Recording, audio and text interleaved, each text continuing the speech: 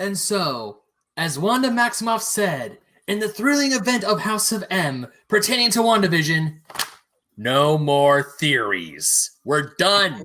It's over. No speculation is done. We know what happens. We have reached the end of this roller coaster of a journey that is WandaVision. This is Fake Nerds Watch. I'm Ben Magnet. That's Brandon McClure. That's Sparks Whitty and Ryan Eliopoulos. Holy shit, guys. That was an ending. I hate to tell you, Ben, but I'm pretty sure there's still theories. Yeah, there probably is.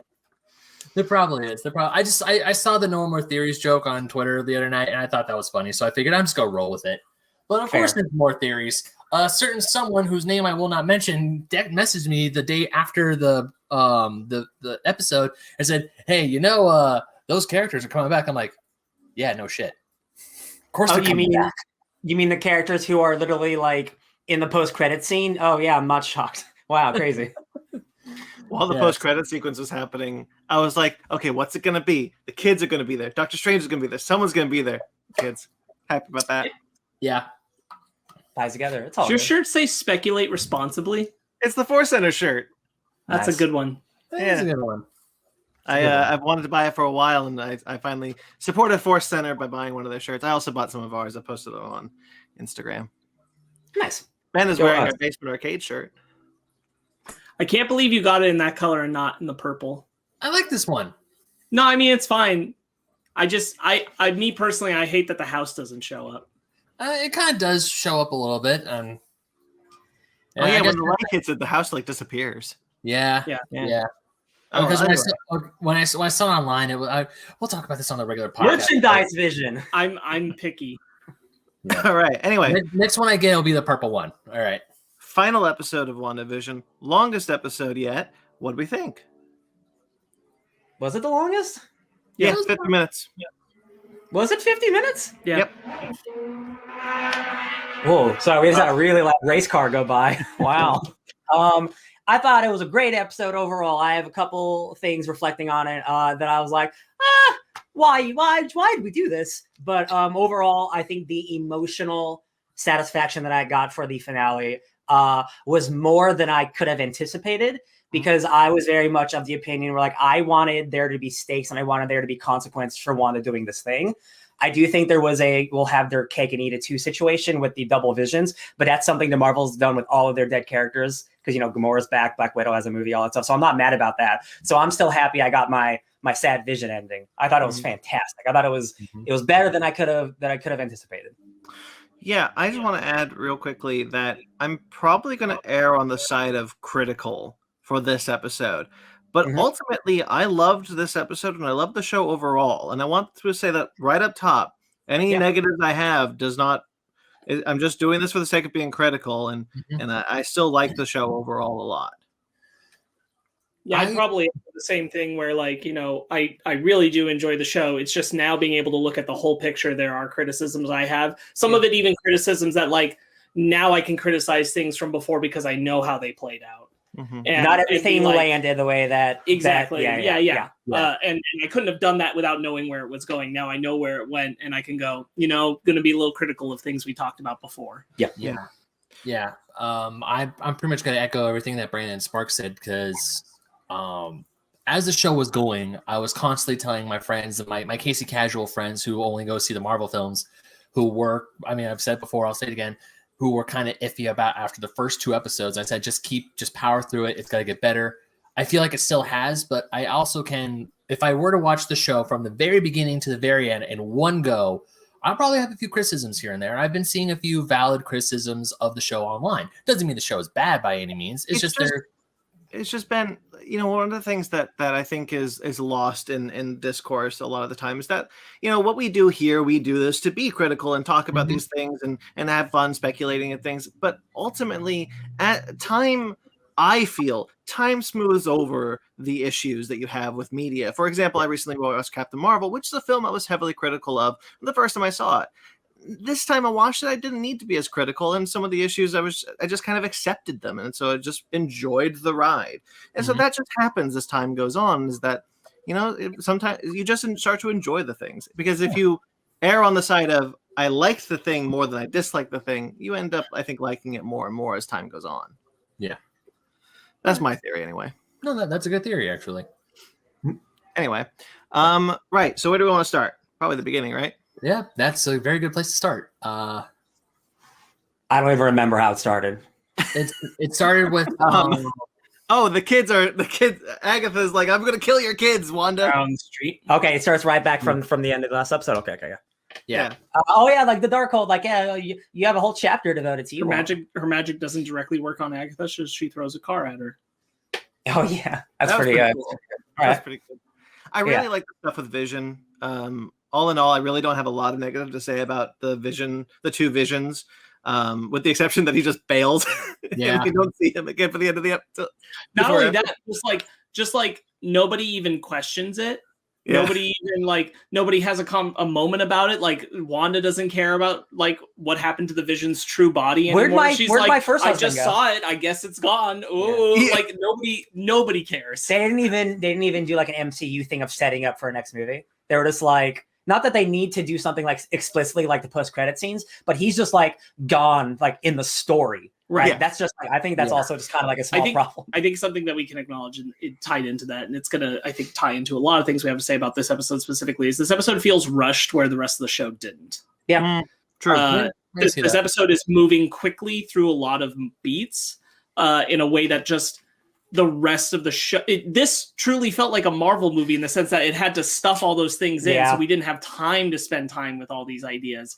But because the show up to that point had taken its time, this feels really egregiously fast. Yeah, and it definitely felt like the most regular Marvel movie to me, which again is not like a bad thing, but like we've had 8 episodes of this thing being like for the Marvel Cinematic Universe being different, right? Like it's still a regular show, all things considered. But like this last episode, like the witch fight was like pretty like, oh, they're just throwing bolts at each other. Like I've seen Doctor Strange, like where's some of that cool stuff happening? Like I'm not mad that there wasn't more like special effects. I just thought it was just kind of boring a little bit. Like I don't necessarily agree with that. I'm all into the fighting. My thing is, I wonder.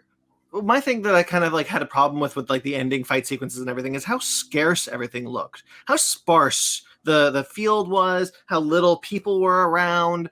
You know, it felt like, and here's the thing, I'm going to criticize this only because I kind of feel like I need to, because it is a negative I have, but I am fully willing to admit that this is a COVID problem.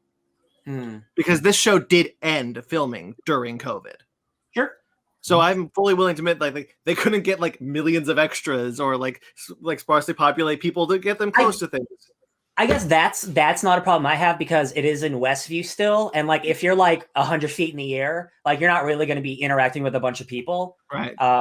And we do interact with the townsfolk that are important. Like again, it's not Westview is not a huge city; it's a small town, and she clears out the town by the time they go high up. Oh yeah, fighting. She opens the hex and says, "Get out." That's true. There's just things like I think here's the thing. I think I am just talking about a COVID issue where it's like you see like this. There's this cool action shot where like, the camera's rushing down the street and like 5 people are running, and it's like it feels like it's meant to be like this epic moment, and I feel like perhaps they just couldn't get the extras they needed for that moment to land. And it's not. I don't think I'm talking about a problem. I think I am just mentioning a problem that they had during filming because of COVID. If that makes sense. I mean, that also is the case, but also like when we saw Westview and Wanda's driving down it, there's like 7 people walking around. Like it's not a huge town. It's a ghost town, right? Like I guess I didn't even notice it. I guess I didn't even notice that as a problem. Again, they're up high up in the air. Like there's like 20 people surrounding her when all those people confront her. I don't know. I guess I have more a problem with. But I guess what I'm talking about. I don't want to get hung up on this. No, I'm not trying to do. I'm just trying to specify that, you know, you look at like the Halloween episode, which I think is episode 8 or 7, and there's hundreds of people in the town, and then there's like 20 people in the town at the end of the episode. And like I said, probably just a COVID problem. I don't want to get too hung up on it. Sure. But anyway, let's move on. I think something like, because you brought up like the fight not really working for you, and it's not so much the special effects thing, and I still like when we get to the final thing, like what Wanda's doing is creating the That's runes cool. on the hex, No, which I that's- think is really cool. that's No, fine. but my point being, like, Wanda and Agatha essentially square off 4 different times throughout the episode, and none of them do I feel are actually creating anything New. informative about their characters for either one. No. Especially Agatha. It's not like we get a lot of good new information. It's just Agatha is the bad guy now, and I'm like, cool. Catherine Hahn's great, so I'm into it, but there's nothing else there. I'll forgive, real quick, Ben, I'll forgive Scarlet Witch for not doing a bunch of Doctor Strange shit, because all up to now we've Because seen she doesn't know it. She doesn't know it. Agatha is a 500-year-old witch, where the last episode we saw her do a bunch of shit. She didn't really do any of that. Like a good example in what I'm talking about there is that I love that Wanda pulls her Age of Ultron trick on Agatha and sends her back to a memory she doesn't like. 100%. Unfortunately, when we go back to that moment, even though she turns around on Wanda, none of it actually informs anything about either of those characters. Mm-hmm. None of it really tells us anything about how Agatha feels about the past, nor does it say anything about what this means for Wanda. Actually, I was about to say that was the more I thought about it, as cool as it was, because I was thinking when we got that scene when I was first watching it, because unfortunately I've only saw the last episode once. Mhm. I thought, oh, is this the part where Agatha dies? Because I was hoping they weren't going to kill Agatha, because I really love Catherine Hahn. I really want her to stay as Agatha Harkness. But I thought it was like, okay, this is like she's going to go into like a fate worse than death, where her mind is destroyed, but her body still lives, or something like that. But then when it just turns on her, and then Wanda gets like the Scarlet Witch crown little thingy. Yeah. At first, I was like, okay, this is cool, but it's kind of pointless. Because all it's doing is like it's reconfirming that you're the witch, you're the Scarlet Witch, you're the witch. Yeah, my issues with this episode, my biggest problems with this episode are actually all involving Agatha and the villains in general. I'm going to throw in Hayward there too, because he ended up just being nothing. Mm-hmm. But a lot of the characters in this episode felt like a lot of nothing. Yeah. Monica, like, I feel like what did they even like? I feel like that was a waste, this whole episode for her. Just because you brought up Hayward real quick, I'm definitely like I'm riding on the hope that theory is correct, that Hayward's actually a bad Skrull, and that's going to come around in Secret Invasion. Otherwise, what I think that's a great reveal. Yeah. If like you go there with that, then like that can recontextualize a lot of this. But I know what you mean. Yeah, but you look at like Darcy, Jimmy, and Monica, who we've been following for a lot of this show. They ended up being the co-stars of this show. They were the B plots, and to have all their plot lines just kind of be like, okay, we're done. Yeah, that was a bummer. Because I agree 100%. And again, it is the WandaVision show, and the finale does need to focus on your main characters. But they did set up all of those characters so well to make them seem like they are super important to the story. In the last episode, Darcy, like I understand why Darcy's kind of gone, because she has to drive there, and she helps out a little bit, but that's all we see of her. That's a COVID thing, by the way. I did research that. She couldn't film her last scene because of COVID. That's a shame. Okay, well that's such a bummer. I think the stuff with Monica and Ralph is kind of a bummer, honestly, because that entire stuff is just results in a bad dick joke. And I didn't need it to tie into the Fox X-Men. I didn't need it to be Evan Peters or Aaron Taylor Johnson, but you kind of just trolled the audience by making it Evan Peters. So you know what I mean? Like, yeah. So this one, I've seen a lot of people like get upset at people being upset about the Ralph Boner joke. And I'm like, look, I don't care about the joke. What I care about is the fact that like that whole contextualization is meaningless. Ralph's the missing person. It informs nothing. Like, it doesn't matter in any context. Like, you're basically saying it's just pure utter coincidence that there was this guy who looks like the Quicksilver of another universe. Yeah. That got chosen to be this world's Pietro, and the only people who would ever get that joke are the Watcher and us. And that's just bizarre. Yeah. That's a bizarre reason to, like, honestly, I wish that Evan Peters hadn't shown up again after the Halloween episode, because they hadn't done anything with it, because I didn't need explanation. The implication to me is that there's a multiverse. He's a random face chosen from the multiverse. The end. I didn't need more than that. And this actually just made it more confusing and kind of dumb in hindsight.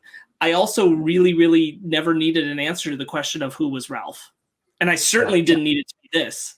That doesn't even make sense. The weird thing is that he has a headshot, like at the place that he got kidnapped in. Like she picks up a headshot. It says Ralph Bonner on it. I'm no, like, she picks up real estate papers. Like, the house belongs to Ralph Bonner.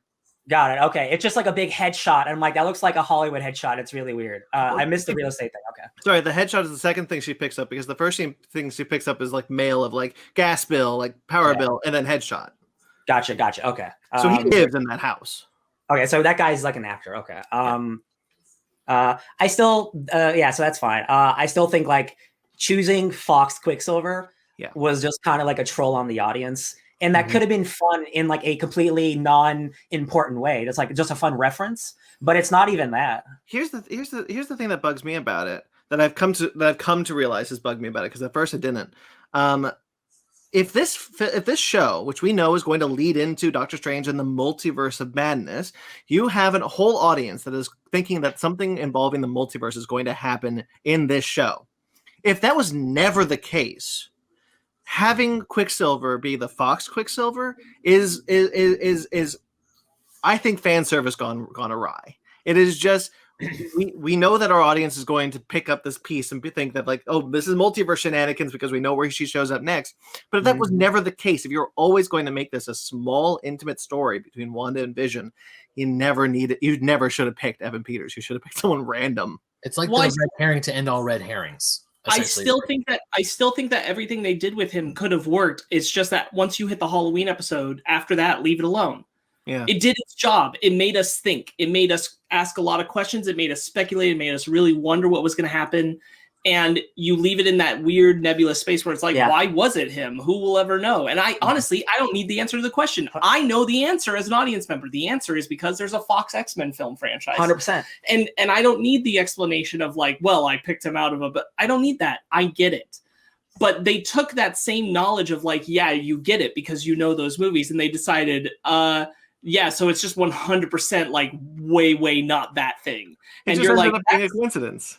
That's just unnecessary. And then like, if you, let's say you're like us, you're like a super fan, and then you're watching it with like a casual fan or something, right? Or like a Casey casual. And throughout the week, you're like, yeah, this is like a weird Fox X-Men character. And then you have to explain to them, well, it's not really. And then it's just big. It's just big and confusing for no reason. Yeah. And again, that's just us because we're super fans. And that's just like the creators kind of messing with us. And it's kind of like fan service in a bad way. But that's a good point. That's a good point that I don't think like, I bet that nobody even thought about, which is that like, there's a lot of people who don't watch the Fox X-Men films who are huge MCU fans. Yeah. And then they have friends or they look on the internet and they find out, oh, that's why it's that guy showing up. That's why it's a big deal. And they make those connections. And then it's like, no, scrub all that information. You didn't need to know that. And it's like, well, what the hell? Yeah. Why do it? Why do that, Quicksilver? Yeah, so we are being critical and negative a little bit. And I do want to continue a little bit more of that, but I am still very positive on this episode.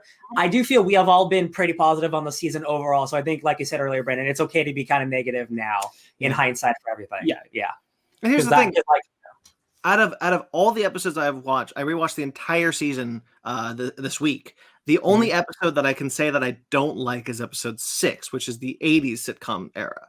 I don't like that episode. It doesn't click. It doesn't work for me. But everything else I've enjoyed immensely. Even episode 8, I love that episode. That episode's incredible. Yeah, the last one with like the flashback stuff. Yeah, I love that episode.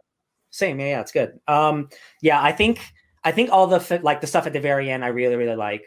It's just kind of like we have to get through some generic MCU stuff to get there. Yeah.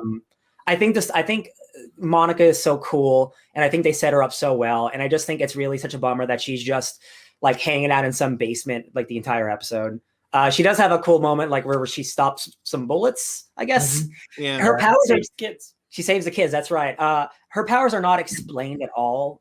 So like I've seen some people going like, I don't know what she does. Her eyes glow different colors. I think she's like channeling different like different parts of the energy spectrum, so she's able to do different things with different eye color changes. But they haven't really explained that. But she's just doing things, and I'm like, that's cool. Like that. If you weren't going to explain it, why did she need to get her powers in this show?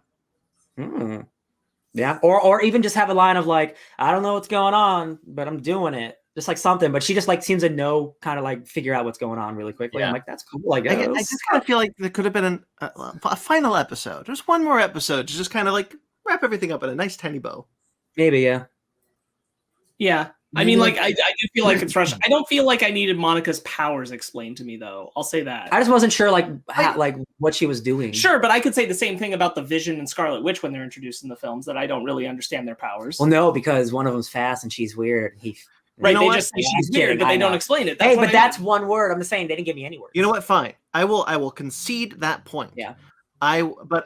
But the larger issue of her arc, her entire arc, is that it doesn't come to anything at the end of the show, and that's why I'm kind of like I'm grasping at straws. Explain her powers, do something, give me something to wrap up her arc, because at the end of the show, I do not feel like her arc was wrapped.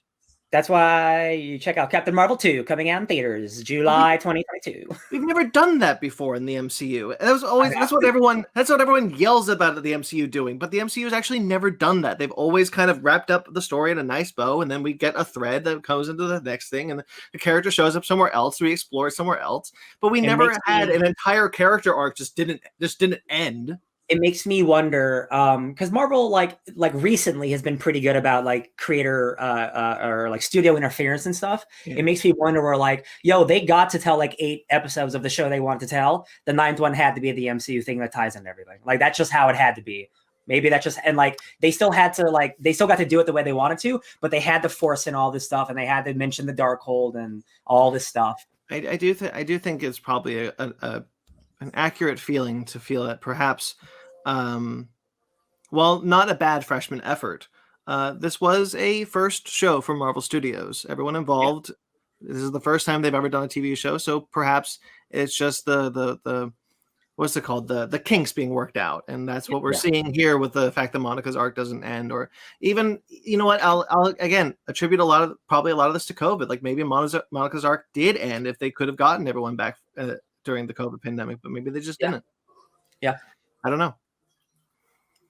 I do think. I guess I'll start moving. Wait. I'm sorry. I just want. What is Monica's arc's end in your opinion? I don't know. That's the problem. See, because in my opinion, Monica's arc's end is supposed to be about her reconciling with her grief by helping Wanda connect with her grief. That's kind of the point of what she's motivated to do. At the end of the day, Sparks, I am not satisfied with where her, Jimmy, and Darcy ended the series, and that is not going to change by this discussion. I am not satisfied with where they ended their show, and I don't think it is fair of me to be asked that the only way I could be satisfied is by watching another film in 2 years. Okay, cool. I'm only trying to point out what I think her character arc is supposed to be. It's not related to her powers, but it's related to... I told you that I'll concede the power thing. I am only saying, as a character arc, I do not think it is well done. I do not think it is with Wanda. I'm not attacking your point. I am trying to articulate what I thought the character arc was and why it wasn't an issue to me. Yeah, she does have that conversation with Wanda talking about like, if I wish I could bring my mom back and I can't, like some things we just can't, we can't just have that happen. I think that is her dealing with her grief. So I do agree with him, but I also kind of side with you, Brandon. But I do think that one moment leans toward the good side. Ben? I really like Captain Ron. Good deer in the headlights. Yeah. Good job, buddy. Yeah, I know. I do agree with Brandon because I really was bummed about Jimmy's and Darcy's ending. Like the thing with Monica when she goes to theater and she meets her scroll and the scroll's like, "Hey, I heard you're grounded. We're gonna send you back up." I'm like, "Okay, cool. That's gonna be something from Captain Marvel 2. That's something to look forward to." But I was bummed because I really like. I loved Jimmy throughout the whole show. I loved Darcy throughout the whole show. And I do understand that Kat Dennings couldn't come back and film stuff because of COVID reasons. But I feel like Jimmy Woo kind of got the shaft a little bit. He kind of got the short end of the stick, even though we see him at the end directing all these FBI agents to go somewhere to do stuff to help the people of Westview. But I was like, that could have used a little bit more stuff for Jimmy, like maybe an invitation to join Sword. I don't know if he wants it. Could that be I just needed more. Yeah. Yeah, I felt like I could have in that department. I mean, I do realize the show is called WandaVision. It's not called Monica, Jimmy, and Darcy Vision. But I would have liked a little bit more of Jimmy Woo. But I did like how he used the same trick that Vision did to get out of handcuffs and said, "Flourish." That's cute. I like that. Yeah. Just Oh no, I was gonna say I'm gonna transition into positivity now because I still have a lot that I love about the episode. I love I mentioned to him like when they're doing like a bunch of family superhero stuff. I was like, oh, it's the Incredibles, but I'm stupid because the Incredibles is just doing the Fantastic Four. So it just what I want is just Fantastic Four. I just want a bunch of families hanging out together doing superpowered shit. That was great. I'm glad the kids have their powers. Real sad that they left. It's cool that they're potentially coming back. I'm happy about that whole arc. I loved it. I didn't think Marvel would have the balls to do that with the kids. I really didn't. I knew they were going to do it with Vision in some capacity. I just had a feeling. Again, you had the White Vision, so they had their out. But like, yeah, they put those kids to bed. And they really put them to bed, if you know what I mean. I'm like, damn, that's tragic. I love it. I can't believe they did it. It's a little dark. A little dark. Ben, those kids are dying when they're sleeping. I know that's awful. That's dark. This is the most emotionally this is the most emotionally like complex like stuff that Marvel has probably done. Like honestly, like there is nothing like maybe besides again like Tony Stark dying that's a character you've watched for a decade. Like nothing has come close to this like oh my god they're doing something like this. I can't believe it. Yeah, I totally agree. I think that the stuff with Vision and and the family, especially at the end when the hex is collapsing in on them, I think all that stuff is really great. Really great writing. Yeah, it's especially even the scene where Vision asks Wanda like, "What is he?" And even the scene, even when he's like, when he's dying, is like, "We've said goodbye to before, so it stands to reason we'll say hello again." I love that. Oh, right there, man, right there. So, also, another scene I really really enjoy is Vision and White Vision, like when they're fighting and they're like, "But I'm not the real Vision, just a part of it," and then he's like, I request elaboration. And then they start talking about the ship of Theseus. Yeah. Mm-hmm. And then they go through that whole thing. And then he touches like Vision's head. He's like, you still have your memories. And then he's probably like, oh shit, I am. And I do agree with Brandon. It's kind of lame that he just bails and we don't see him ever again. No, but I like the scene a lot. Yeah. But the scene up until the point where he just says peace, but all that other stuff where he's talking because it's true. It's like you have like the soul of Vision and the body of Vision. You have the two parts that became separate, and now one can somewhat be whole again. I was ready for a really dumb, like, New 52 Rebirth Superman fuse, where they were going to, like, phase into each other, and he'll have, like, a new white-red outfit. I like that, so does this mean that the White Vision is, like, kind of back to OG Vision, right? Is that kind of... Say that again. You remember, that's what I mean. So he remembers everything. He might still have like his like non-emotional programming, but the old Vision now knows it's kind of back to like restart for him, right? It's old Vision again. Yeah, he says I have he's like asked, do you have the memories, but he has none of the emotions. He makes it clear he's none of the emotional attachments to those memories. So he's really the White Vision from the comics, which is cool. Yeah. I mean, but he could evolve, and next time we see him, he could have more emotional reactions or whatever. Yeah, because we know that the Vision can evolve. We talked about that in Endgame and Infinity War. They say that he's evolving. So because I think the reason why he doesn't have emotional attachments. I mean, this is just me spitballing here, but I mean, the Mind Stone helped him gain like emotions. That's why he was able to fall in love with Wanda, and then of course that's why the end of Infinity War was so damn sad. Well, part of the reasons why Infinity War was so damn sad. There's a lot of other reasons. Oh man! Speaking of Infinity War, did you catch the bit where White Vision goes for the stone and he just phases through? Mm-hmm. I loved all the Vision. The Vision fight sequence was so inventive and cool. Yeah. With all the phasing through and shit. I loved it. Yeah, that's what I wanted with the witches fight. Yeah. So to get to Ryan's point, because like when we read in Tom King's Vision, there was that scene in the Scarlet Witch issue where Scarlet Witch introduces Vision to essentially his kids, and he just bluntly tells them, like, I'm not your dad. Oh, yeah. We have no blood relation.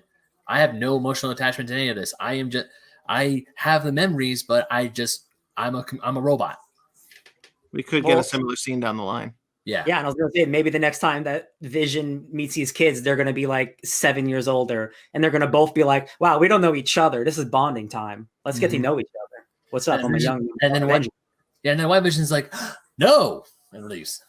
Oh, and then he gets all sad. And that's going to be White Vision's whole thing. He's going to have a good emotional reaction, and then he's going to just bail for the rest of the franchise. He can't comprehend emotion, so anytime he does, he just like, he just runs. The Vision's had so many great lines this season, and he's very like a waxing poetic kind of guy. But his final lines of like, I don't remember exactly what it is, but he's like, I was like a body without a soul, and then I was a soul without a body, blah blah blah. Who knows what I'll be next? As he's gonna die with a smile on his face, has such character growth, because halfway in the show he was scared of like, what am I? I don't even know what I am. Yeah. He's like, now I don't even care. Like, I've been reborn 100 times. Who knows? Like, I'll be back, baby. I love you. That's I think it's I was a voice without a body, and then I was a body without a soul, and then I was a memory made real. Mm-hmm. Who knows what I'll be next? With a smile. I'm like, man, this guy's a robot. I love it. These last 2 episodes, he cried. He cried. Yeah, he cries. But why is it these last 2 episodes with the "what is grief but love persevering" and that line, just like, whoever is writing Vision, goddamn, stop making me cry. Yeah, I mean, Vision, he's a knowledge robot. He's read a lot. I mean, bringing up Theseus, like, he's read a lot of books. He's a robot. What's he gonna do? Sparks, do you have anything more you want to add?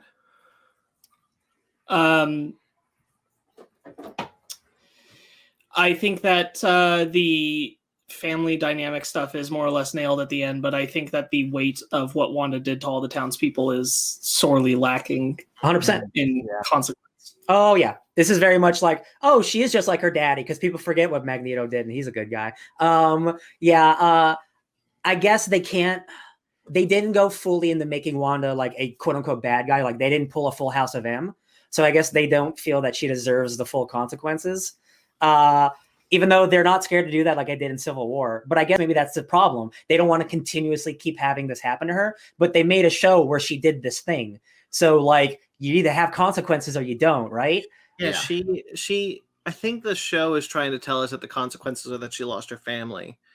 But I know you and I talked about it a bit, Spark. So I don't necessarily agree wholeheartedly that we needed to see her like crucified, but I do think there should have been a bit more of something, especially when the townspeople are talking about like, when we dream we have your pain, and she's trying to like reconcile with the fact that like I thought I made this better for you, and messed up. All of it comes down to, I just don't think that they nailed.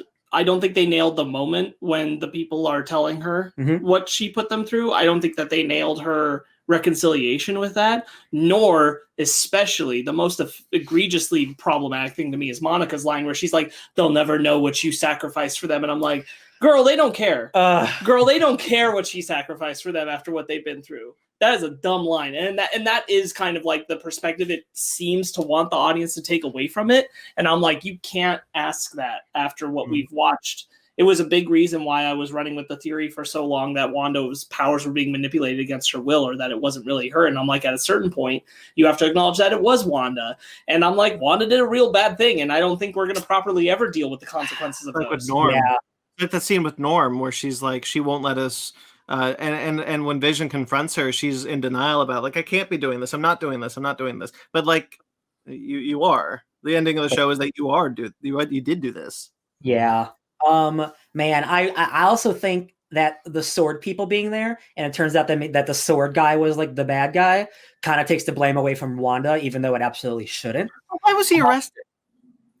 Because he was using sword. I think he was using sword assets like against protocol. I think. But he's the director. No, he could still be doing bad stuff. I want to say it was also because he was trying to frame Wanda for stealing Vision when really she never did. But Wanda's still the bad guy, according to if Hayward's right to tell Wu is like, when Vision comes out having defeated Wanda, I just defeated the bad guy. I had a conversation with Marty about this, which was that he was like, I don't understand why he got arrested. And I'm like, look, all it would really take is Wu and Monica both saying he did bad stuff, and they're going to arrest him for at least questioning. Mm-hmm. Like that is enough. They're just going to arrest him on the spot for that. And it doesn't mean that he's going to prison, but it does mean right now he's arrested. Probably he turned the Vision into a weapon, and that probably wasn't supposed to be done. Mm-hmm. There's a lot of people working on the Vision thing. Yeah. But huge director. So the thing about like Hayward just kind of fizzles out, and I don't really get what his deal was. I was kind of like on board until this episode, but it didn't. He didn't come to a head like I hate to have like the backdoor out, but like why is this guy trying to amass power and these giant weapons? Like, unless he's some type of like evil scroll. And I think that's and I don't think if that's not it, then this is just another generic lame villain. Like, it's just unfortunate. Yeah, that's my issue with Agatha too. Agatha is not the worst villain Marvel's ever created, but she's like mid-tier. I was really hoping that with a show we'd get something like Vulture, we'd get something like Mysterio, but we ended up just getting something like, what's a mid-tier Marvel villain? Obadiah Stane. Okay, like an Obadiah Stane. Yeah, sure. Yeah. Like, yeah. I know he's the first one. I know it's unfair because he's the very first one, but is he kind of mid-tier? No. It's basically the same story. He wants the thing you got. He's an evil version of the character. Yeah.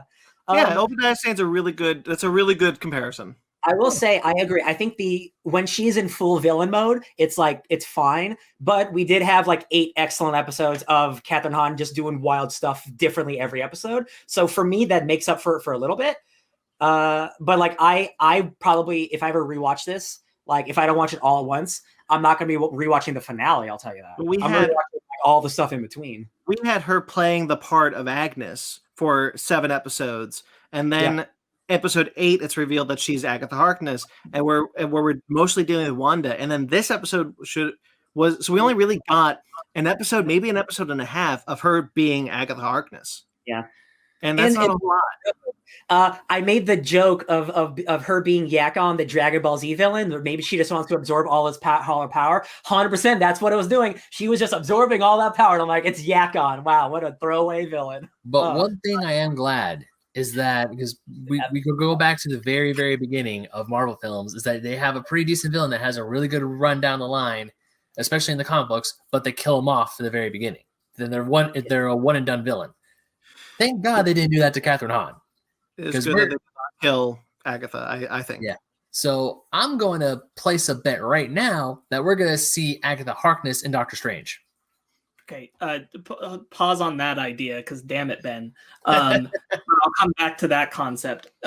Going backwards on the Hayward thing, nothing in the show ever makes me feel like he's a person who would shoot children. Yeah. Mm-hmm. True. Yeah. And that scene just feels like, to put the children in danger, make Monica protect them, kind of thing. And I'm like, yo, this guy's just, and that's why I kind of need the scroll thing, because I'm like, you can at least justify it later with some secret invasion stuff. Yeah. And I'll be like, okay, yeah, he's a dude who would shoot some kids. But like right now, I'm like, yo, that guy was just about to shoot some kids. The only reason now I don't think that theory will work is because we just got introduced to another scroll. And I don't know if they're gonna be. Yeah, but you can have a good scroll next to bad scroll. I guess you could have like I'm a double agent for the humans working for the scrolls. Well, this guy's a bad. Yeah, because they're trying to find where the bad scrolls are. Yeah, that's true. I guess I wonder if they should have made like our little reference, like, I'm not the only scroll, blah blah blah, or something like. Okay. Anyway, at this point, that's more like, oh, here's the thing, pick that up later. Like, we didn't need more of that. Yeah. At this point, it's frustrating, but if they pay it off down the line, I'd be okay with it. Yeah. I mean, that is something the MCU is good at, is when something was done poorly before, they can find a way to recontextualize it and bring it back later and do it better. Retcons are great. It works for that reason. What Ben was saying about Kathryn Hahn, I'm glad that she's not dead. Is her punishment a little extreme?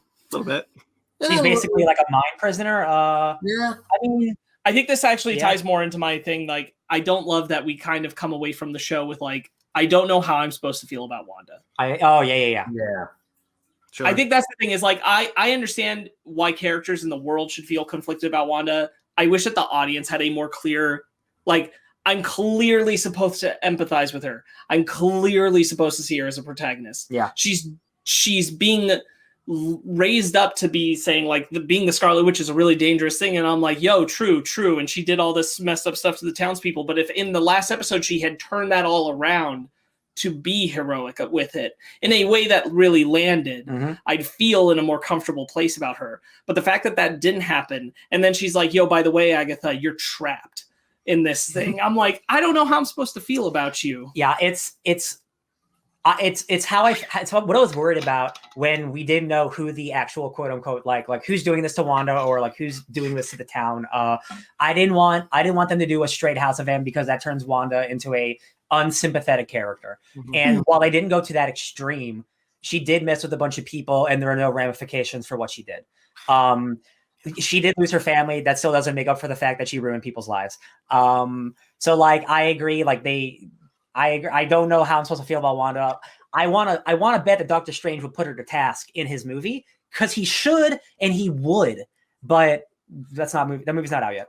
Conversely, I also don't know how I'm supposed to feel about Agatha, because in the beginning, when we see Agatha's flashback sequence, we're like meant to think that she's sympathetic, but also not, because she's definitely evil, but also she really doesn't want to be doing the thing that she's doing. And then like, at the end of this, when she's just like, you're evil and cruel, and then blah blah blah, I was like, don't do this. Like, wait, am I supposed to feel bad about this character who just wants to siphon Wanda's power? No, because like I will agree, like the flashback from the previous episode, which we didn't talk about a lot, but it's played really ambiguously, because it kind of looks like at the end of it that she did want them to do that, but it's not clear. Yeah. But knowing everything she did in the show up to this point and everything she was willing to do now is like, no, she's the bad guy. I mean, she's a bad person. She's doing things that will hurt other people. With like, she's choking kids. She's just afraid of how powerful Wanda would be, but that doesn't mean that she's not the bad guy. At the end of the day, the motivation at like the final episode, Wanda did everything, and Agatha just wants to steal her power. Like that's what we were building to. Like, it doesn't feel like the mystery was building to that. Yeah. You know? At the end of the day, like, look, we've said it before, the show's called WandaVision. I understand. If the only emotional satisfaction I get from the show is that Wanda had that is the satisfaction of seeing her story play out at the end of the show, I guess I'm okay with that. But everyone else got the short end of the stick. Yeah, and I guess that's it's kind of like they made the problem for themselves, because they set up those characters so well. Yeah. Like, maybe if they didn't do such a good job with Jimmy and Darcy and Monica, I wouldn't feel as bad that they got short staffed at the end. You know, it's so weird. Like, maybe if they were in the season half as much, I wouldn't feel this bad about it. You know. And again, like, I just think this goes back to this last episode just feeling rushed. Yeah, like, again, 9 episodes is also like a weird number. Like, I guess to make it an even 6 hours or whatever. 10 episodes might 10 or 8. Like, maybe it's not 6 hours, because these episodes aren't all 30 minutes. They're all. Oh, sorry. I think it's 4.5 hours total. So one more 30-minute episode to make it a straight 5 hours. Like, bing bong. Because the first couple episodes are 20 minutes. Yeah. Are they? I thought they were 30. No, they're TV length. They're listed 30 with all the credits and everything, but they're like 22 because they're classic sitcom length. The credits are really long in the show. Yeah. I mean, it's like they're doing all the different international credits. Which is cool. Yeah. Yeah. All in all, I think. Look, I enjoyed it. It's a good show. Good freshman effort from Marvel Studios. I would have liked a more. I would have liked a better ending. That's really what it comes down to. I would have liked a better ending. Yeah. Yeah. I do think, again, like, for certain people. Yeah. Yeah. I think Wanda and Vision's ending is solid. Yeah. The family thing is solid. It's everything else around it that got kind of lost.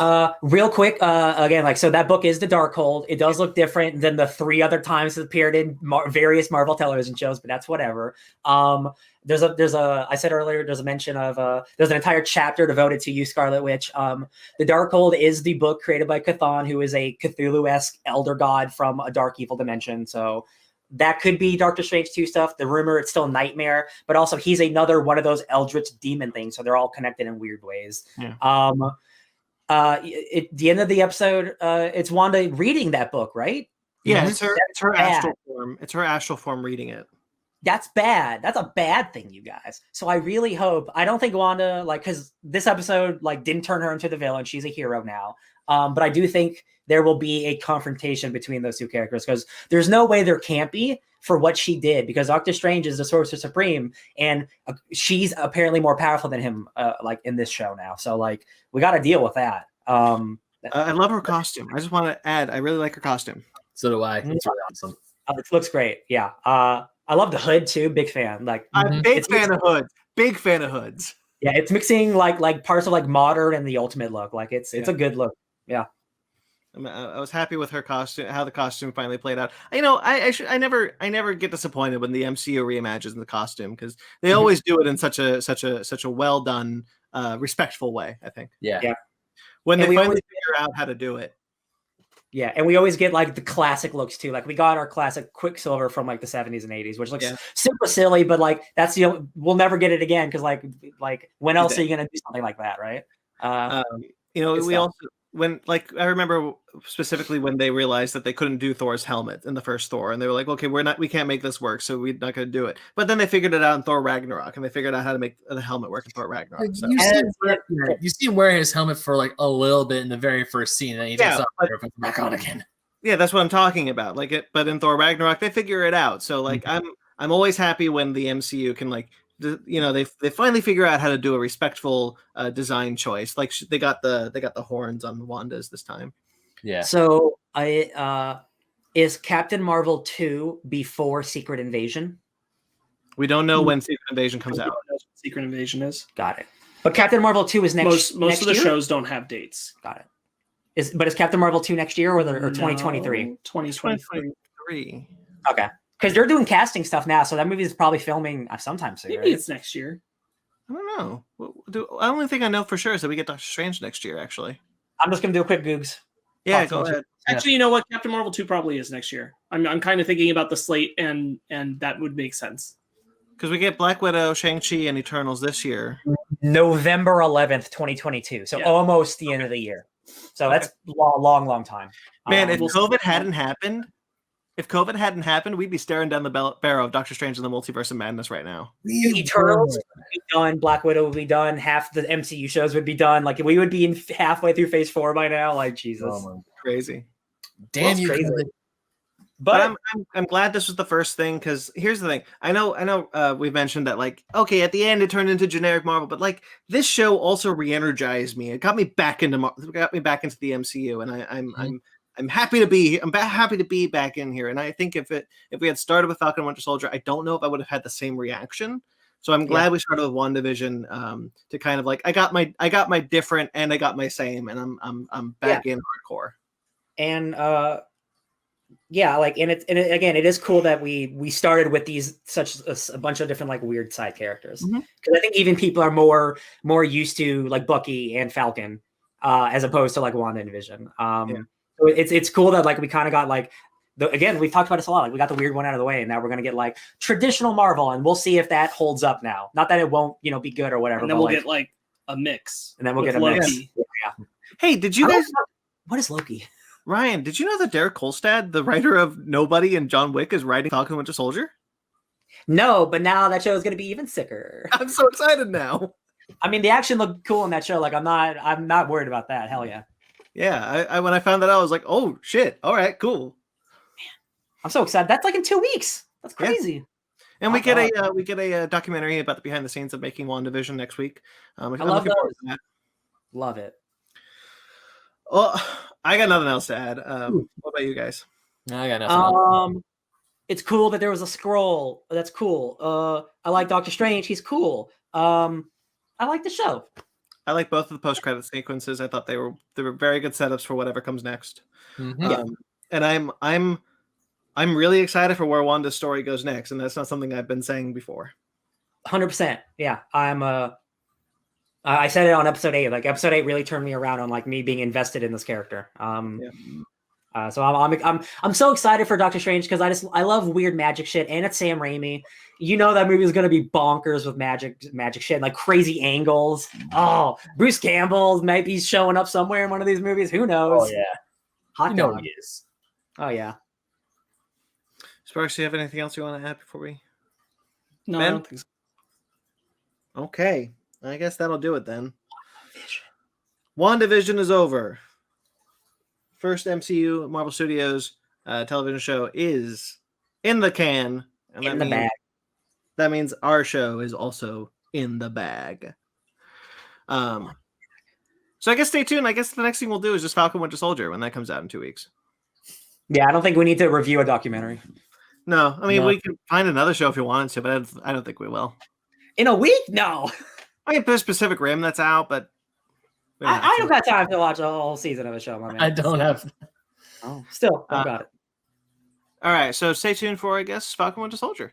A couple weeks time. All right. How do I end this?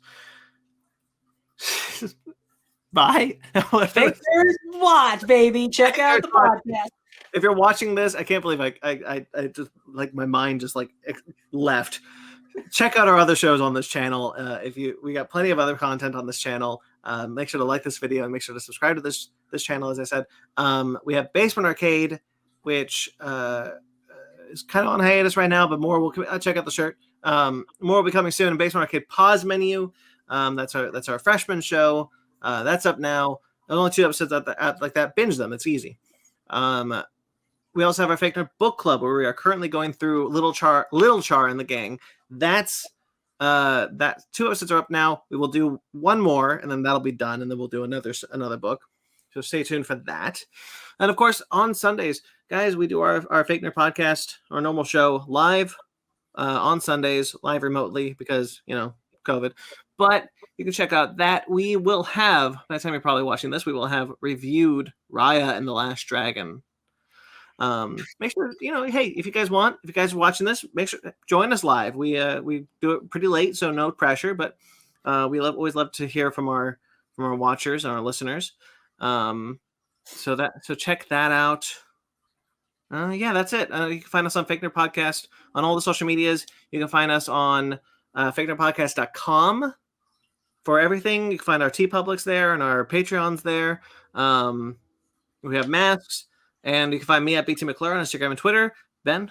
You can find me still trying to get theories out of my head for WandaVision at BenMag27 on Instagram and Twitter. Speculate responsibly, Ben. Speculate responsibly. I'm trying. Sparks. You can find me at Sparks Witty on Instagram and Twitter, SPARKZ Witty. Right. You could find me, DJ Tony Snark, everywhere. All right. Until next time you see us, guys, for the last time, stay fake nerds.